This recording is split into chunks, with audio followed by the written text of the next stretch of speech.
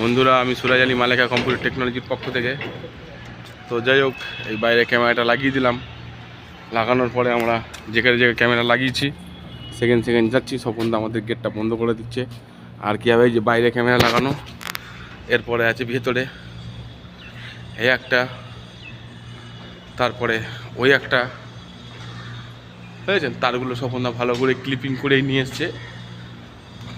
এটা নতুন একটা স্টোর হচ্ছে।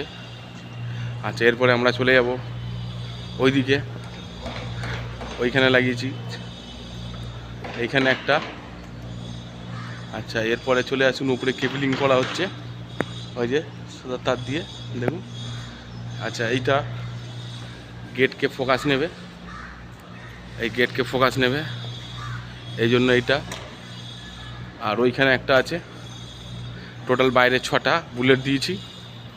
আর এইখান থেকে তারটা ঢুকে যাবে, ডিবিআরটা এই ভেতরে বসবে।